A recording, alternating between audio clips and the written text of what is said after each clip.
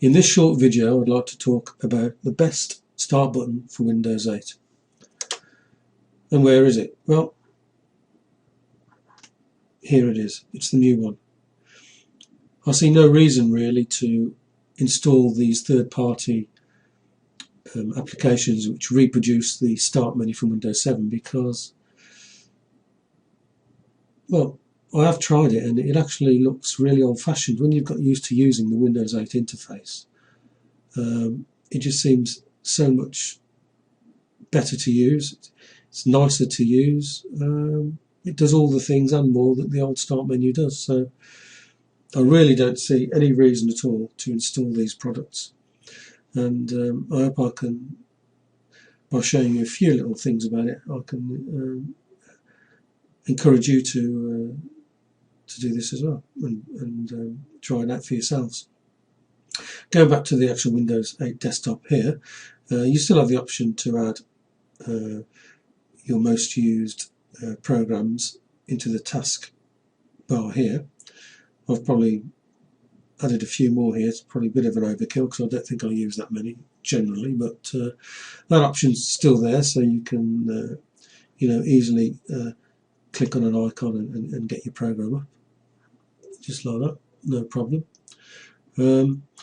But these icons I've also added onto the start menu, so if you go down onto the Metro interface, I've also got an icon there for VM Player which will come up there, so best of both worlds really, quite easy to do.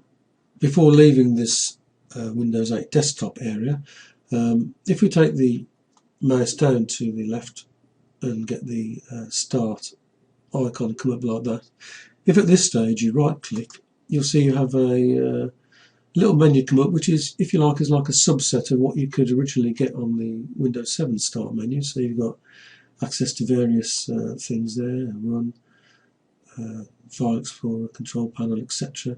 Things which maybe you would use quite a few times and would access quite regularly off the start menu, even though there's no actual applications there. As I said, you can cover that with adding your most recently used, your main used ones onto the taskbar here. And I'm going back to the Metro interface. You can group these really any way you like. You can see here I've got headings for some of these. It's very easy to create groups and to name groups.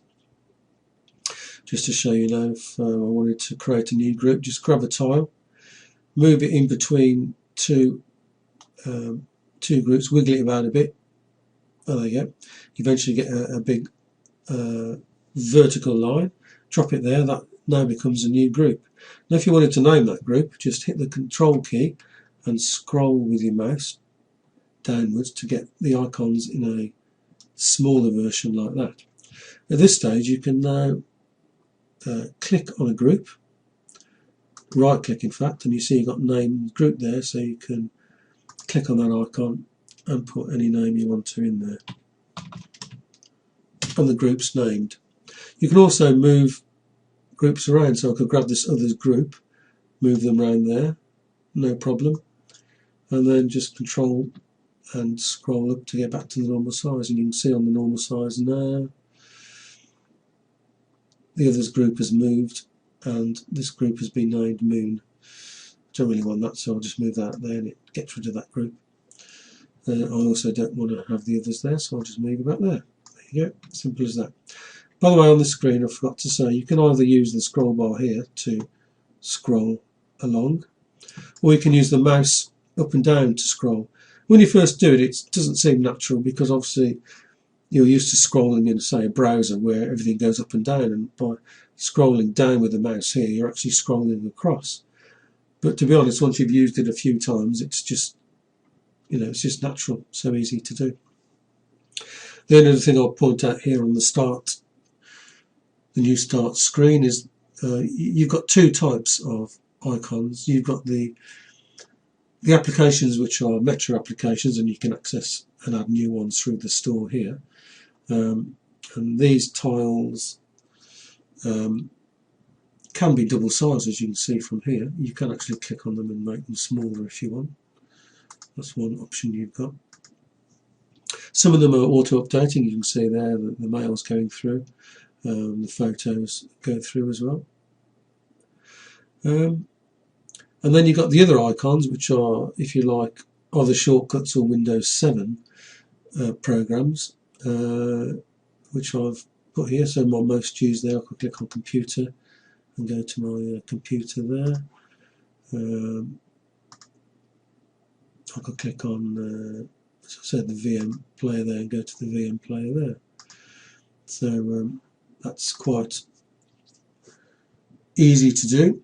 You haven't really got any control over the backgrounds to all of the icons, but I've, as you can see, I've updated all of the actual icons themselves to give like a modern feel to the desktop, and that includes things like Excel and that. It's like a modern kind of icon. Just makes it look nice, in my opinion. But there you go. The only thing I'd point out really is if you add a Windows 7 app, initially all of the shortcuts, if you like, for that app will be added to the start menu by default. Let me just show you what I mean. If I click anywhere on the start menu, which isn't on a tile, and right click, sorry, and you get the all apps up. If you click that, scroll along, you can see when I installed Camtasia Studio, I would have got these 5 icons appear on the main start menu straight away, and I didn't really want those. So the way I got around that was just to delete the ones I didn't want from the start menu quite easily by clicking on it there and saying unpin from start, and then just keeping the ones I wanted. So you see I've kept Camtasia Studio and the Cam Recorder, and I've also changed the icons for those as well. So that's one thing to bear in mind. If you add new Windows 7 applications, you'll more than likely need to go into the start menu here and just tidy it up a bit, just to make it look okay.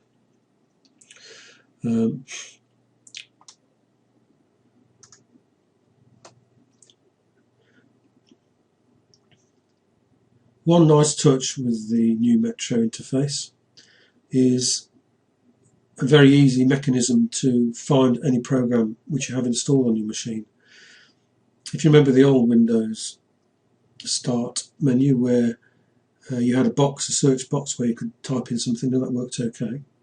But on the Metro interface here, all you need to do is just start typing in what you're looking for. You don't need to get up a box. Just as it stands now, just type in. So if I was looking for something beginning with Microsoft, just type in Microsoft, and you can see it comes up with all of the programs installed on this machine which begin or include the word Microsoft, or in this case Micro, because that's as far as I got. And then you've got the option, when you've found all those, of either clicking on it to open the document, for example, running up like that, or you've got other options where you could, for example, just right click on the icon, and then you can have the option of pinning it permanently to the Metro interface, pin into the taskbar, and various other options here. So that's a very quick way and a very neat way to search for programs which you now have installed on your machine.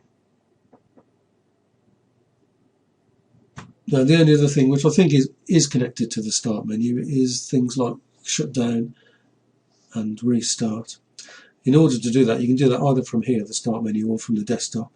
You just have to get the Charms menu up, which is, if you go down to the bottom right or to the bottom left if you like. In fact, you can't see these very well. Let me go to the desktop, you can see it better. So if you go down to the bottom right here, you see the Charms menu comes up, and you can click Settings here, then Power, and then one of these. So that's like 4 movements if you like to do that. It's like down to the left 1, Settings 2, Power 3, and then one of those options 4. So that's probably, well, it's too much for me anyway. So what I decided to do was to create startup and restart applications on the start menu, and also you can see I put them on the taskbar here. Let's go to the start menu and just show you that. So here it is there. If I right click there and go to open file location, here is my shutdown icon. If I right click and go properties, just to show you what it consists of.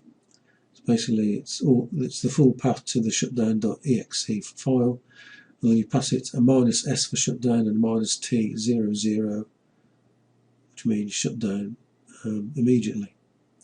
T seconds time. No seconds, in other words. So that's what I've done there. That's the only bit of the start menu I didn't really like. So I've done a similar one for the restart, where the properties there are -R instead of -S. The only thing I haven't figured out, if somebody could tell me, I'll be very pleased, is obviously if I just click on this now, it'll shut down straight away. It doesn't come up and say, "Oh, you're sure you want to do that?" Which could be annoying if you click it and you don't mean to click it. So if anyone's got a way of doing that, I'll be very pleased to hear from you. So that's my brief overview of the new Windows 8 start menu. I would really encourage you to use it. Once you get used to it, you just will not want to use anything that resembles the old Windows start menu at all. Please feel free to comment, and also to check out any of my other videos.